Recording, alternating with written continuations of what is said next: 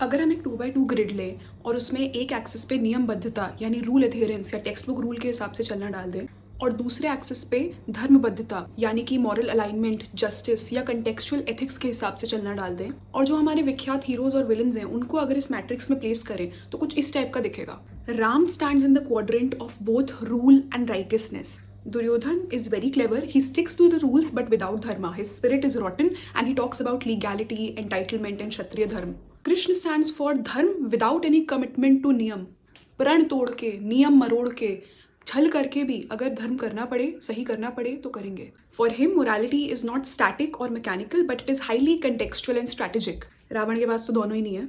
अब बात करते हैं युधिष्ठिर की, जो कि पांडवों के सबसे बड़े भाई हैं. इनको धर्मराज कह के काफ़ी सेलिब्रेट किया जाता है एंड बहुत ही कॉम्प्लेक्स हीरो है. इनकी कंडीशनिंग कुछ ऐसे हुई है, ये फुल ट्राई मार रहे हैं कि मैं राम के क्वाड्रेंट में बैठ जाऊं, यानी फुल नियमों और शास्त्रों का पालन करेंगे, सिद्धांतों पे टिकेंगे क्योंकि भाई हम धर्म ज्ञानी है, gotta act like it. But the dyut sabha which was the test of his morality, he gets exposed. नंगे हो जाते हैं उसमें. उनको समझ में आ रहा है कि मेरे खिलाफ ये गेम रिगिड है, मैनिपुलेट किया जा रहा है, शकुनी मामा कुछ षड्यंत्र कर रहे हैं मेरे खिलाफ. But he keeps playing like a mad elephant. And the reason he quotes is कि मैं एक क्षत्रिय हूँ और क्षत्रिय का धर्म है कि वो उन्हें कोई चैलेंज करे सामने से, न्योता दे तो वो रिफ्यूज़ नहीं कर सकते. So I can not leave this game. राज्य हार गए, भाई हार गए, खुद को हार गए, बीवी हार गए. दुख की बात लालच के कारण नहीं हारे, just because of his absurd rigidity to procedures and rules. And इसी एपिसोड के दौरान Yudhishthir spills over to the quadrant of Duryodhan. When morality becomes procedural and rules को फॉलो करना आपके डोपामीन का सोर्स बन जाता है, आपकी ईगो को स्ट्रेंथन करने का सोर्स बन जाता है, तो आपका विवेक या आपका जो डाइसर्नमेंट का सेंस है वो मर जाता है. और भाई बड़े खतरे की बात है अगर ऐसा आदमी लीडर बन जाए तो. But this is where Mahabharata takes a brilliant psychological turn. It shows us that Yudhishthir has his own set of moral flaws but they do not freeze. 12 साल ये वन में काटते हैं. जो कभी राजा था अब दूसरे की चाकरी करता है. इनको काफी रिफ्लेक्ट करने का मौका मिलता है. वनवास काल में एक प्रसंग आता है कि चारों पांडव भाई एक एक करके एक सरोवर के पास पहुंचते हैं, बड़े प्यासे होते हैं और उसका पानी पीने लगते हैं. तो एक पक्षी उन्हें रोकता है कि पहले मेरे प्रश्नों का उत्तर दो फिर पानी पीना. पर कोई सुनता नहीं है. चारों भाई पी लेते हैं और on the spot one by one मर जाते हैं. जब युधिष्ठिर की बारी आती है और जब वो आते हैं, ही डज समथिंग डिफरेंट. जो आदमी कभी क्लेम करता था हाँ मुझे धर्म पता है और बिना सोचे समझे कंपल्सिवली एक्ट करता था, अब वो रुकता है. मर रहे हैं प्यास से पर he pauses first. He listens to what the Yaksha is saying. He answers all of his questions very thoughtfully. फिर यक्ष बोलता है चल तेरा एक भाई जिंदा कर दूंगा, बताओ कौन सा करना है. युधिष्ठिर सेज नकुल को कर दो. मजे की बात, ये नकुल वही भाई था जिसको सबसे पहले दांव पे लगाया युधिष्ठिर ने द्युत सभा में. क्योंकि राजा के रूप में अर्जुन और भीम जो इतने तगड़े योद्धा थे, इनकी स्ट्रेटेजिक रिसोर्सेज थे. Nakul was kind of low stake, plus एक अनकॉन्शियस बायस भी रहा होगा, क्या पता कि मेरा सौतेला भाई है. सरप्राइजिंगली अब युधिष्ठिर नकुल को चुनते हैं.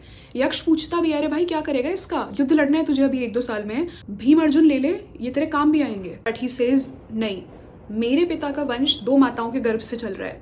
माता कुंती का एक पुत्र, उनकी एक संतान में जीवित हूँ, तो न्याय इसी में है, बैलेंस इसी में है कि जो दूसरी माता है मेरी माद्री, उनकी भी एक संतान जीवित रहे. एंड जीवन के अंत में जब पांडवों ने स्वर्ग की ओर जाना शुरू किया, एक एक करके सारे भाई और द्रौपदी गिर के रास्ते में ही खत्म हो गए. बस एक कुत्ता था जो युधिष्ठिर के साथ एंड तक गया, स्वर्ग के द्वार तक गया. द्वारपेंद्र खड़े थे, बोले पागल हो गया, कुत्ते को एंट्री देंगे स्वर्ग में, इसको यहीं छोड़ दो, तुम आ जाओ. But Yudhishthir freaking refuses.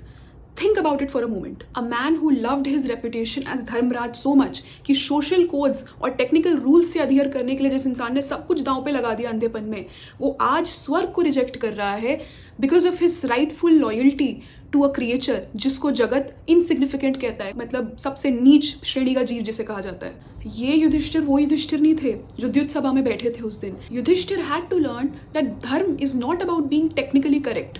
धर्म is about standing with the weakest one in the room, about being contextually right. परिस्थिति के हिसाब से जो सही है, जो सबके लिए, मोस्ट ऑफ द लोगों के लिए बेटर है, वो हमें करना है. And that requires pausing, listening and using your vivek. विवेक मतलब discernment. It's conscience over compliance. It's context above the code. हम क्या सीखें इससे? Deservingness is a myth. आप ये डिजर्व करते हो, आप वो डिजर्व करते हो, ये सब बकवास है. डिजर्विंगनेस आपकी अपनी कैपेसिटी के अकॉर्डिंग आप डेवलप करते हो खुद. युधिष्ठिर को मिल गया इंद्रप्रस्थ, बन गए चक्रवर्ती राजा, पर उनसे उतनी ही जल्दी प्रकृति ने वो वापस भी ले लिया राज्य। क्यों?